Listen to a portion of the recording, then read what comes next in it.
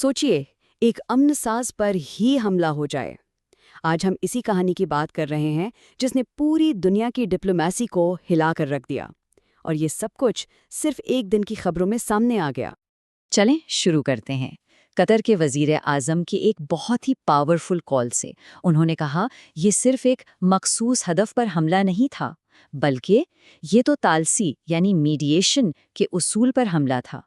ये सिर्फ एक बयान नहीं है, ये एक सीधा सीधा इल्ज़ाम है कि हमले का असल मकसद तो अमन के अमल को ही तबाह करना था। तो सवाल ये है कि आखिर हुआ क्या था? वाक़या है 9 सितंबर 2025 का। कतर का दारुल हुकूमत दोहा, वहाँ रिहायशी इमारतों को निशाना बनाया गया एक इस्राएली फ़ज़ाई हमले में। बस यही वो चिंगारी थी जिसने इस पूरे बुहरान को हवा दी। लेकिन इस हमले को ठीक से समझने के लिए इसकी टाइमिंग और जगह को देखना बहुत ज़रूरी है, क्योंकि ये कोई आम फ़िज़ाई हमला नहीं था। इसे सालिसी पर हमला कहा जा रहा है। और यहाँ पर जो तज़ाद है वो बिल्कुल साफ नज़र आता है। देखें, एक तरफ तो कतर अमन के लिए काम कर रहा था, सरकारी मुज़ाकरात की मेज़बानी कर रहा था, जंगबंदी की कोशिशें हो रही थीं। और दूसरी तरफ दिन दहाड़े एक ऐसा हमला जिसका मकसद ही सफारतकारी की बुनियाद को कमज़ोर करना था। और सबसे हैरान कुन बात, इसराइल को इन अमन मुज़ाकरात का पूरा पूरा इल्म था। तो फिर इतने खुलेआम हमले पर कतर की क़यादत का रद्द-ए-अमल क्या था? उनका जवाब फौरी भी था और शदीद भी। कतरी वजीर आज़म ने बिल्कुल भी नरम अल्फाज इस्तेमाल नहीं किए। उन्होंने साफ कहा, इस हमले को सिर्फ और सिर्फ रियासती दहशतगर्दी कहा जा सकता है। सोचिए, डिप्लोमेसी की दुनिया में ये कितना संगीन और सीधा इल्ज़ाम है। और सिर्फ वजीर आज़म ही नहीं, रियासत के सरबरा अमीर कतर शेख तमीम बिन हमद अल थानी, उन्होंने भी एक बहुत मजबूत मौक़िफ़ अपनाया। उन्होंने वाज़े कर दिया कि कतर अपनी सिक्योरिटी और ख़ुद मुख्तारी को बचाने के लिए हर ज़रूरी कदम उठाएगा। पैगाम बिल्कुल वाज़े था और वज़ीर आज़म ने इस बात को और मजबूत किया जब उन्होंने कहा, कतरी खुद मुख्तारी कोई ऐसी चीज़ नहीं है जिसे नज़रअंदाज किया जा सके या पामाल किया जा सके। सीधे लफ्ज़ों में, कौमी सलामती पर कोई समझौता नहीं होगा। अच्छा, तो कतर ने इस हमले की इतनी शदीद मज़म्मत की क्यों? इसकी वजह ये थी कि ये हमला कई बैनुल-अक़वामी कानून की खुली खिलाफवर्जी था। देखें, ये सिर्फ एक हमला नहीं था, ये कानूनी और इंसानी दोनों हुदूद को पार कर गया। इसने अक़वाम मुत्तहिदा के चार्टर को भी तोड़ा, बैनुल-अक़वामी कानून को भी।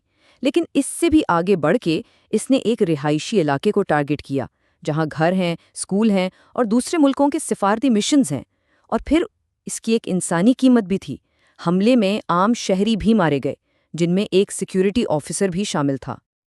और इन सब खिलाफ वर्जियों के बीच सबसे अफसोसनाक हकीकत एक जान का ज़ियाद था। एक सिक्योरिटी ऑफिसर ड्यूटी पर मारा गया। ये सिर्फ एक हिंदसा नहीं है, ये एक शख्स, एक ख़ानदान और पूरी कौम पर हमले की निशानी है। तो जब बैनुल-अक़वामी क़वानीन को इस तरह रौंदा गया तो दुनिया का रद्द-ए-अमल क्या था? कतर उसमें अकेला नहीं खड़ा था। हिमायत की आवाज़ें पूरी दुनिया से उठने लगी। अलग अलग मुल्कों ने यकजहती दिखाई। कुब्रस ने शदीद मज़म्मत की, फ़िलिस्तीन ने कहा कि ये इलाकाई इस्तेहकाम के लिए ख़तरा है। यहाँ तक कि यूरोप से बरतानिया और स्पेन ने भी इसे बैनुल-अक़वामी क़वानीन की खुली खिलाफ वर्जी करार दिया। तो पैगाम बिल्कुल साफ था, कतर की खुद मुख्तारी की हिमायत करना ज़रूरी है। लेकिन सिर्फ बयानात तो काफ़ी नहीं थे। इस बहरान से निमटने के लिए एक फौरी और अहम सिफारती कदम की ज़रूरत थी, और वो कदम था एक हंगामी सरबराही इजलास। तो इस बहरान के जवाब में 15 सितंबर को दोहा में एक हंगामी अरब इस्लामी सरबराही इजलास बुलाया गया। इस इजलास के दो अहम मकासद थे। पहला, इसराइल की सरकशी को रोकने के लिए कोई फैसला कुन कार्रवाई करना, और दूसरा, बैनुल-अक़वामी बिरादरी के दोहरे मेयार को ख़त्म करना और इसराइल को जवाबदार ठहराना। यानी बात अब सिर्फ मज़म्मत से आगे बढ़कर ठोस इक़दामात के मुतालबे तक पहुंच चुकी थी। तो इस पूरी सूरत हाल को देखते हुए हम यहाँ एक अहम सवाल पर इस बात को ख़त्म करते हैं। एक ऐसा सवाल जो इस पूरे मसले का निचोड़ है। जब अमन करवाने वाले पर ही हमला हो जाए तो फिर अमन का मुस्तकबिल क्या है? ये एक ऐसा सवाल है जो पूरी आलमी सफारतकारी के लिए गहरे मानी रखता है और हमें सोचने पर मजबूर करता है।